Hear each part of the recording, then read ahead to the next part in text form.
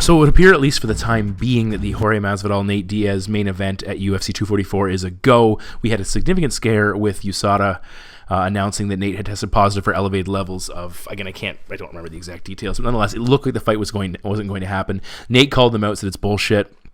I won't be having the fight. He came out on record immediately, and it seems like he escalated the process and was able to lead to him being cleared and the fight's back on. Whether that seems a little shifty to you or not, a little fishy, that's your call to make. Now, what I will say is I do like USADA what they do. They formerly used to immediately come out and go public with their findings, and what that ultimately did was that tarnished a fighter's reputation, cost them a fight, cost them sponsorships.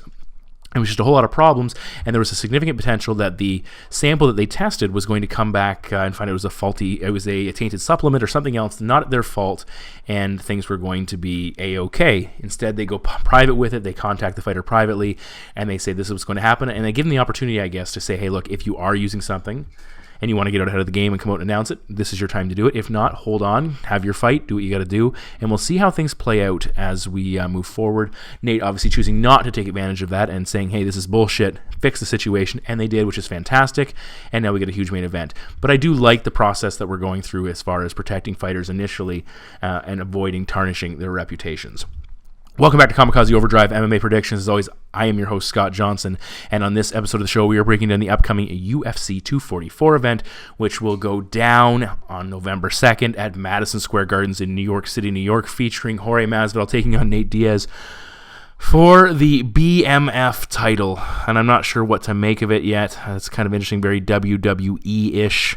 We'll see how that transpires. Nonetheless, it's a fantastic fight, and I think it comes down to the fact that the UFC didn't want to have a huge main event type scenario at Madison Square Gardens and not have a title fight.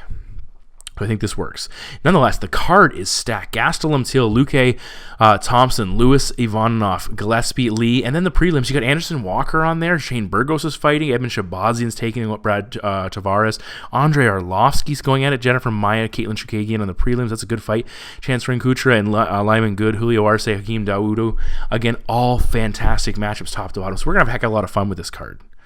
Now, I'm coming off of a really, let's put it mildly, shitty event. I went 4-7 overall with my last event, and it just was not good. So I'm looking to rebound here. We are starting a new subscription package, so if you have previously subscribed to my bet packs, certainly look at jump on it. Now, the best deals are early on. I give you the most money. Usually it's like 2 bet packs for free if you subscribe for November and December to round out the year. We have a lot of fantastic cards, including this one. You look at the lines on this card. And again, the lines provided on my website on the main page. You can check them out courtesy of bestfightodds.com, I believe. Yes, so you want to check that out. Again, the lines are just fantastic. There are very few fights. I'm only seeing one, which is Burgos versus Amirkhani, minus 220 for Burgos, plus 216. That seems, that's a stretch. Everything else seems to be fairly competitive. And again, there's a lot of fights that go either way. So, hey, tune into a show like mine, see if you want to follow what I have to say and see how I come out as far as my predictions are concerned. Now, if you want to follow me on social media, you can follow me at KO_predictions on Twitter. And quite honestly, you can follow me on Facebook as well. It's just, I don't do a heck of a lot on Facebook anymore. I will tell you that my YouTube channel is starting to climb. I think we're closing in on 3,000 subscribers, so make sure you subscribe if you like my stuff, comment, like, all that fun stuff. I try to respond as much as I possibly can when you comment. I greatly appreciate it. That's a lot of rambling for me. I get a lot of fast talking, as people routinely like to point out, because I am a quick talker. Could you imagine being in my class and trying to take notes? Nonetheless, let's get to that first main card prediction. Our first of 5 amazing main card fights transpires in the UFC's lightweight division as the 17-4-0 Kelvin the Motown Phenom Lee, ranked 10th in the division, takes on the 11th ranked Gregor the Gift Gillespie, undefeated at 13-0. Now, as we said, Lee's coming back off a failed welterweight fight, and I use failed in the loosest of sense. And the reason I say failed is because he lost, but he had a very good fight against Rafael dos Anjos. He looked good. He was winning that fight early. He gassed out. He was finished. He's 1-3 over his last 4 fights, losses to Ali Aquinta, Tony Ferguson, and RDA. No shame in those defeats, and a very solid win over Edson Barboza. For Gillespie, he's undefeated. He's finished his last 5 opponents, TKOing over Yancy Medeiros. Vince Pichel getting a submission, and of course a TKO victory over Jordan Rinaldi. Physically, Lee 2 inches taller, he'll have a 6-inch reach advantage, and he's the younger fighter by 6 years, which is shocking considering how long he's been competing closer to the top, while Gillespie is still working his way up. Now, Lee has had issues making 155 pounds. Could he struggle returning to the division after going up to 170 and kind of building his body up a little bit? That's a great question. We'll have to see if he makes weight. Now, this fight could really go one of two ways. Either we get a wrestler trying to out-wrestle another wrestler, or we get a striking-based fight between two wrestlers who recognize they're good on the mat and instead are going to fight this fight standing. Now, Lee is coming up, and I don't think that's going to happen. I should preface this by saying that. Now, Lee is coming off a 6 takedown performance against RDA. That's damn impressive. Taking Rafael dos Santos down and keeping him down is damn impressive. He had 3 against Ali Quinta, 4 against Edson Barbosa, 3 against Tony Ferguson. He has taken down all but one of his 15 UFC opponents, which was a 3-minute knockout loss against Leonardo Santos. Now, for Gillespie, smaller sample size, lower level of caliber of opponent, but he has taken down all of his opponents but one, which was a 21-second knockout victory over Holbrook. He has recorded 23 takedowns over the other 5 fights, 6 against Medeiros, and outlanded him 51-1. He absolutely shut him out, shut him down. Very impressive. Gillespie has also never been taken down. Now, this could absolutely change with an increase of caliber of opponents, and we absolutely are seeing him fight someone for the first time who's going to probably come in here and look to take him down. Lee gave up 4 takedowns against Dos Anjos. He gave up 3 against Michel Prazeres back in 2015. And Gillespie is an NCAA Division I champion, so it's worth noting. Based on this information, based on the numbers we have to give the advantage to Gillespie. But at the same time, we need to see him perform at a top level first to really feel cemented in the fact that he's the better wrestler, and he's going to take Kevin Lee down and not get taken down himself. Between the takedown attempts and the wrestling, or if this fight transpires primarily on the feet, we have to wonder who has the edge on the feet. The length advantage certainly is huge for Kevin Lee, and he strikes long very effectively. Gillespie, I would say the power is in his strikes. He has the edge there, but is he as effective if he can't take Lee down? That's a great question. If he can't move forward with A, confidence that he's not going to be taken down, and B, confidence he can score a takedown on the inside, is he as good a striker? Again, it says the edge lies with Gillespie in power. Lee struggled with the striking of Ali Quinta, especially when he couldn't get Al on the mat with regularity. He couldn't mix it up and work those two offenses in conjunction. Lee has also had some durability issues. He's been hurt multiple times. Barboza hurt him. I can't remember off the top of my head. I know, of course, Santos knocking him out. Now, cardio has also been an issue for Lee. He struggles with the weight cut, as we previously mentioned. He will slow down. He becomes more vulnerable on the feet and on the mat as well. We've seen him submitted a couple of times because he gasped, both against Tony Ferguson and against Dos Anjos. It's hard to trust Lee at 155 pounds right now, especially after going to 170 and he said bloating up a little bit, or bulking up a little bit. I shouldn't say bloating. And it's going to be hard for him to make this weight, I think, unless he gets things straightened out. This could be a last hurrah for him at 155 pounds, especially if he misses weight. Gillespie is a very hungry fighter. He's looking for a shot at the title. He knows this is a massive opportunity to move up in a high-profile spot, and he's fighting at home. That's also a huge motivator. Gillespie, I think he'll force a stand-up battle for a bit. He's going to have some success with power working his way in. He'll feel confident he can keep Lee on the feet, but I think he'll ultimately wear Lee down, and once Lee starts to fade and breathe a little bit heavy, we'll see Gregor start to dominate him on the ground, which will be shocking for most.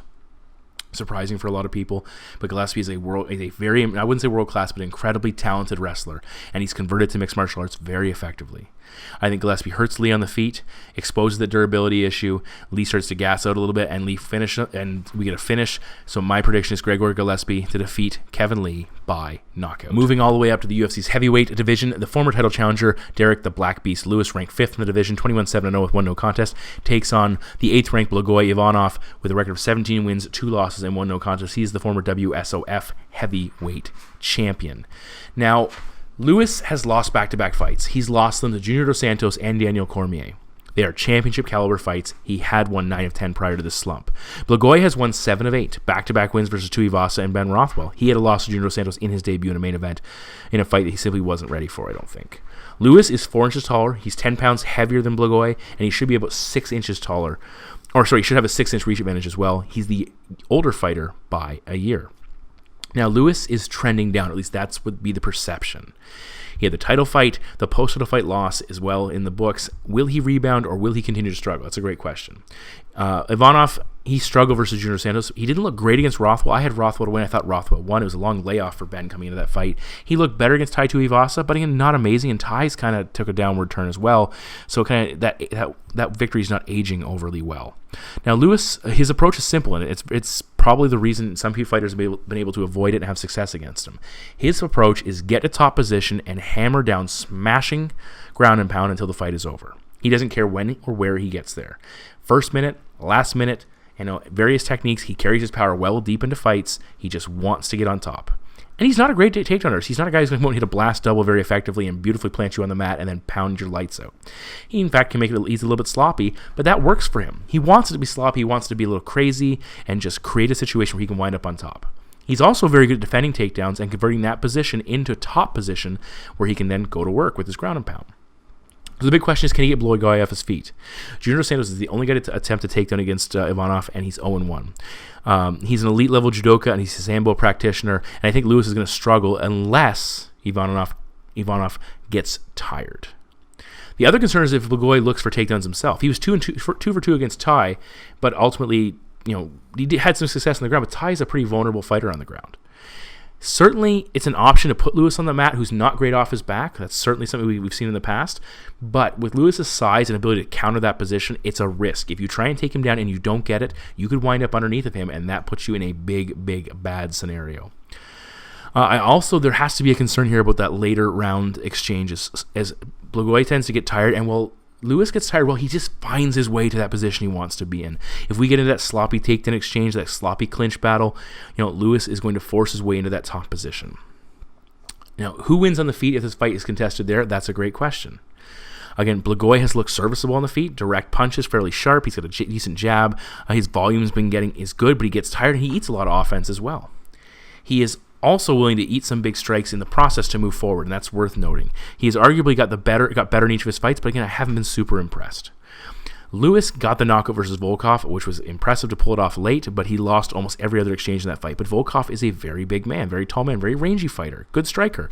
Blagoy's a decent striker as well, but he doesn't have that range to fall back on. In fact, he'll be at a deficit in this fight.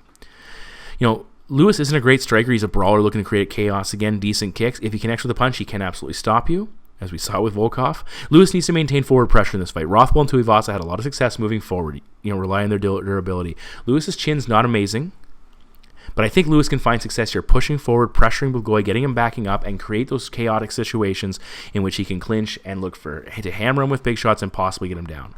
Blagoy needs to stay fresh, but he tends to wear down in demanding fights, and that is what Lewis wants in this matchup. Lewis has faced and lost to some solid competition. That's not really been Blagoy's scenario. He's lost to some decent fighters, but definitely guys that aren't that, either in a bad spot or just aren't there yet. Look for Lewis to walk him down, tire him out, hurt him in the exchanges. Again, if Tai Tuivasa can pin Blagoy against the cage and give him problems, I think Lewis can have some success there as well. I know a lot of people are screaming at me right now that he's Sambo and he's a judoka. He's fantastic in the clinch, but I haven't been super impressed with that. I think Lewis can find some success there.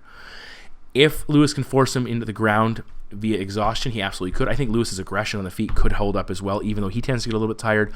I like what Lewis brings to the table. I like the guy who's looking for the finish, and my prediction is Derrick Lewis to defeat Blagoy Ivanov by TKO. Continuing with the awesome parade of matchups for in the UFC's welterweight division's former title challenger, Stephen Wonderboy Thompson, currently ranked 8th with a record of 14 wins, 4 losses, and 1 draw. He takes on the Brazilian, the silent assassin, the 14th ranked Vicente Luque, 14 being one of my favorite numbers. Interestingly enough, Luque, kind of like my son's name, and Vicente Luque is one of my favorite fighters. Are those omens? I don't know if we'll see if those hold up. He's 16-6-1 coming into this fight.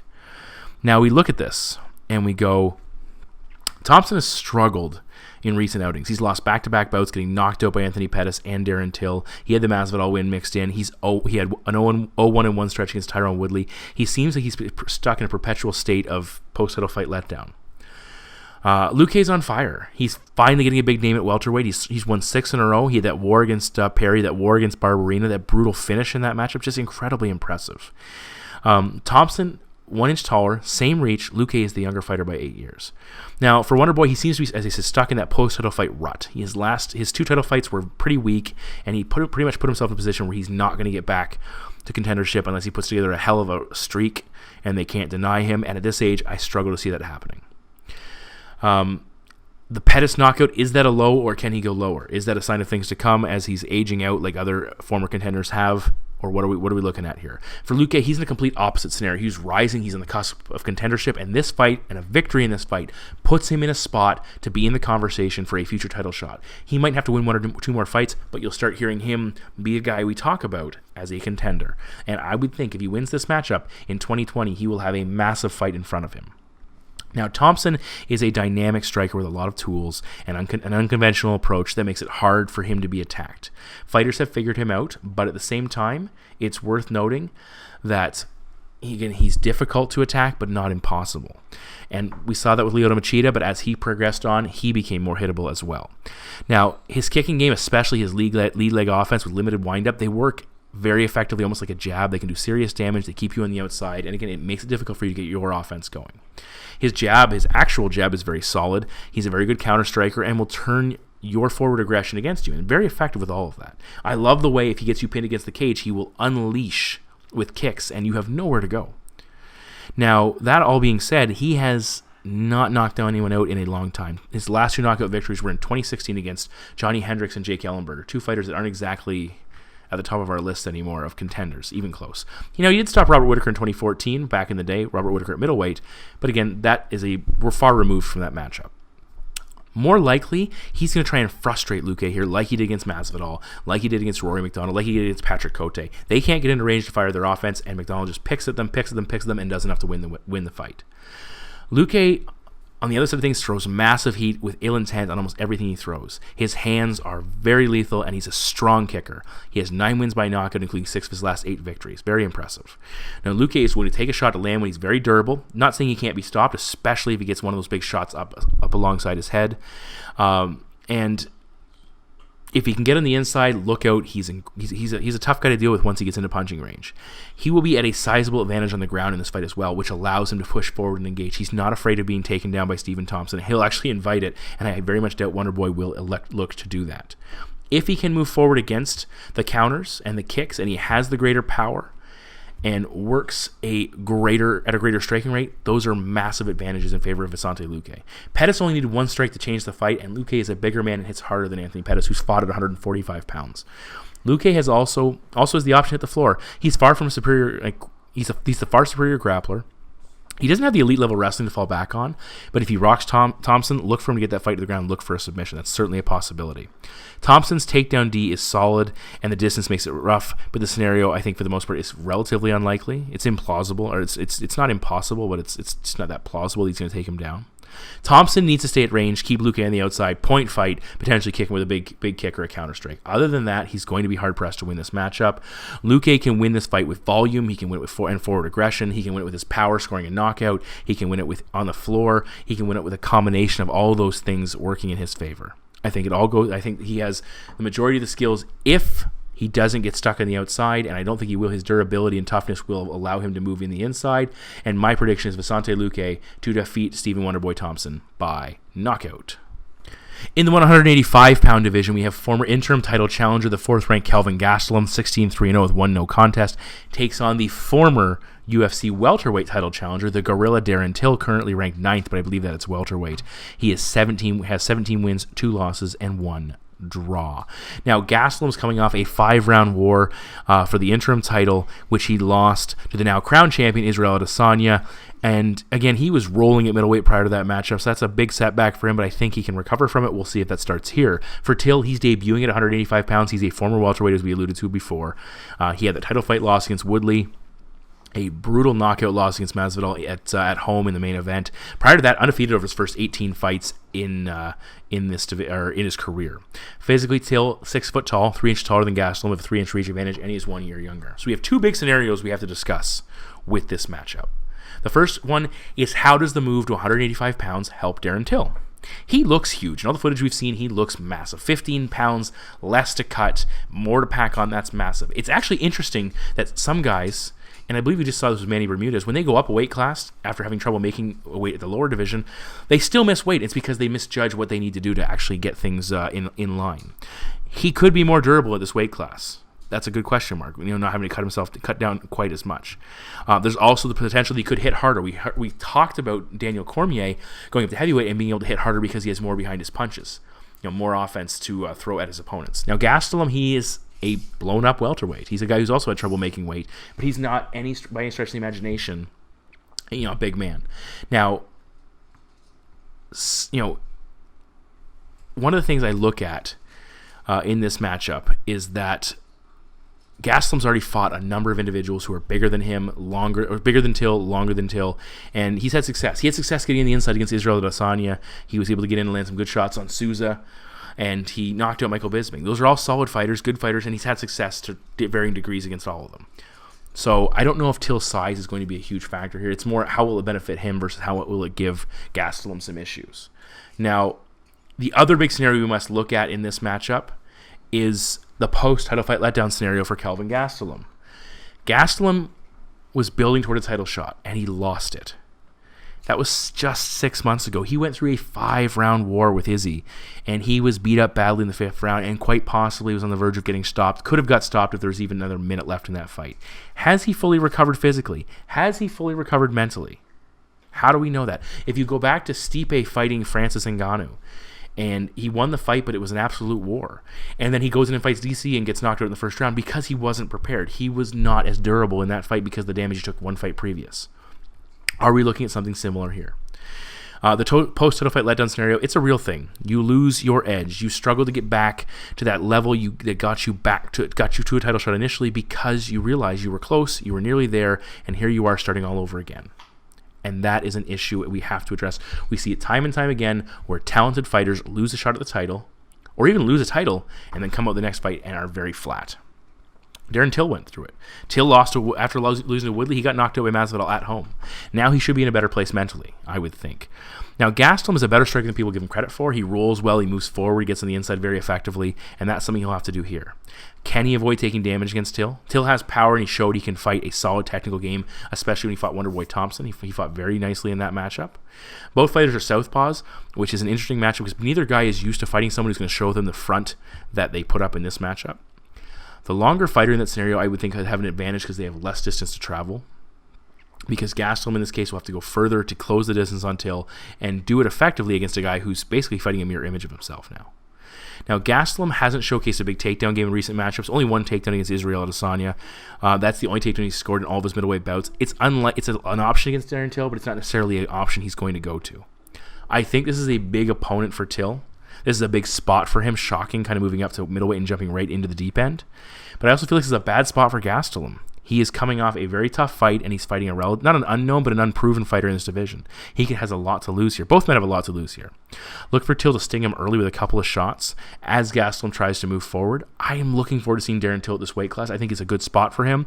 I think Gastelum comes a little bit flat. He's going to struggle a little bit here, considering what's going on and the pressure and the fact that he's coming off that big loss. And my prediction is Darren Till to defeat Kelvin Gastelum by knockout.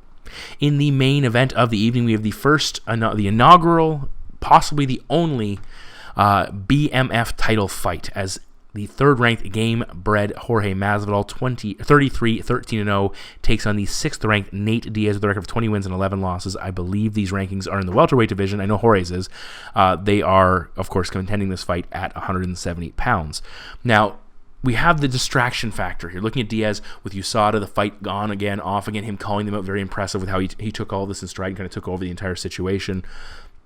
He'll be happy to get back down to fight business and get this show on the road. Now, Diaz is coming off a big win over Anthony Pettis in a fight I correctly predicted. It was his return to action after almost 3 years away. The last time we saw him was the rematch against Conor McGregor. For Masvidal, he knocked out Ben Askren in impressive fashion. I had Masvidal in that fight. Didn't think that was going to happen. He knocked out Darren Till. I had Till in that matchup.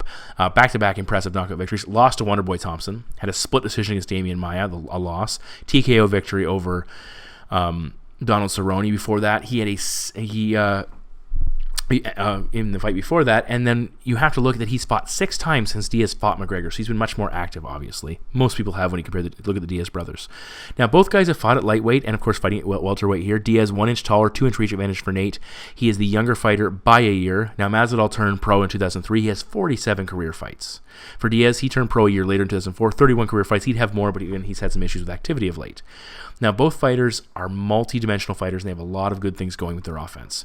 Diaz, 12 wins by submission. He's a Cesar Gracie BJJ black belt. Excellent boxing, impressive volume, more power than his 4 knockouts would suggest, and unending cardio. For Jorge Masvidal, 15 wins by knockout, sharp boxing. He's got an incredibly varied offense. Let's go with that. He's fast, solid wrestling, a better submission game than his 2-2 record in submissions would suggest. He survived on the mat for 15 minutes with Damian Maia. Very, very impressive. It vary a lot there. Statistically, the edge lies with Nate for volume, slightly more strikes landed per minute, but he gives up more strikes. He absorbs more. It's almost like a wipeout when you compare those two scenarios.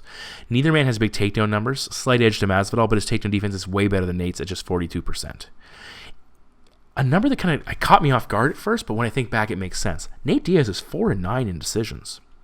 That is crazy considering that he's a volume-based fighter, that he wants fights to go longer so he can pile up the volume on you. I'm not saying he can't finish by knockout or finish by submission, but he's the type of fighter that he can get in his groove. He's certainly in his element. But again, 4-9 in decisions. It's his takedown defense, which is concerning.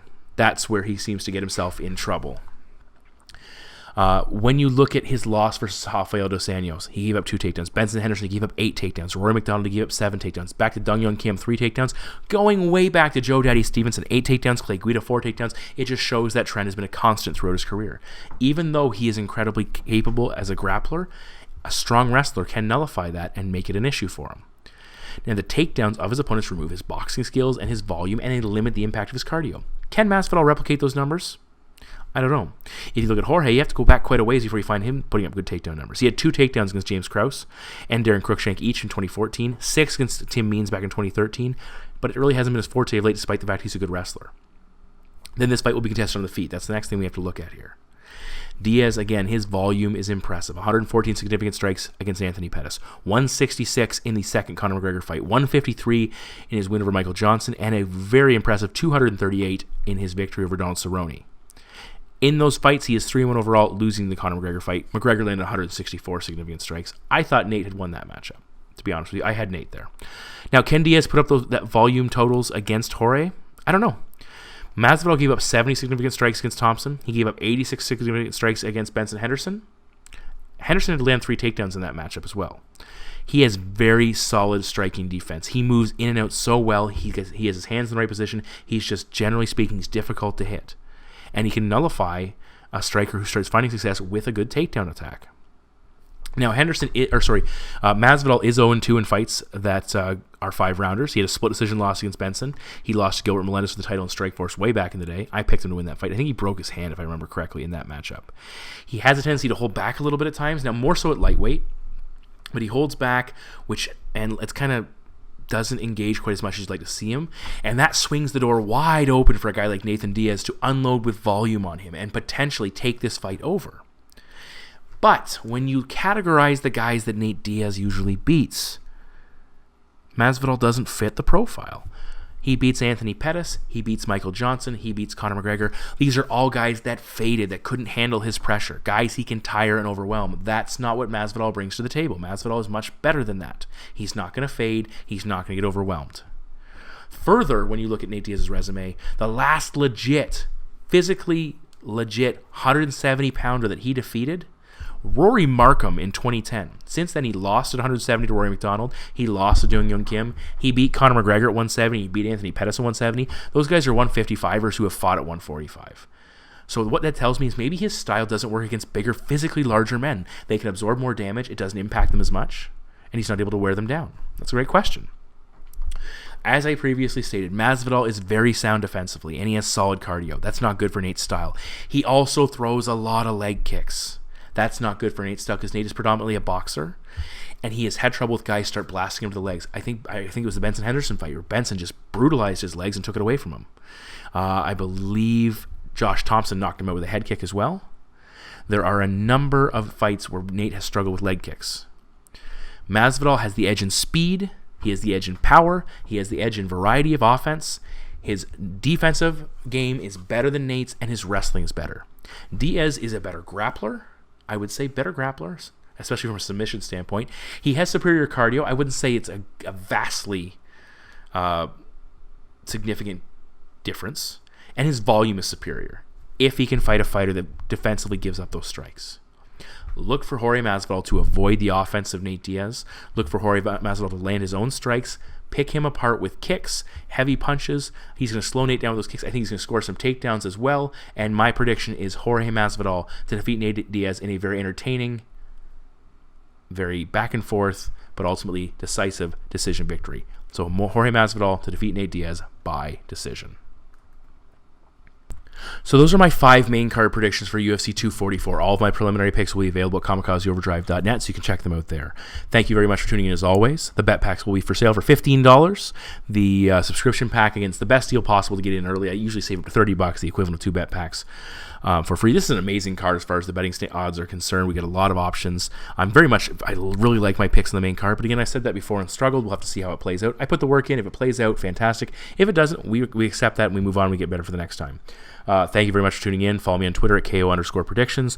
Please also check me out on Facebook if you want to take the time to search us up, Kamikaze Overdrive MMA Predictions, and subscribe to us on YouTube. Click the subscribe button, click the like button, all of those other things. Click, click, click, click. Thanks, guys, for tuning in, and I'll talk to you very soon. Hi.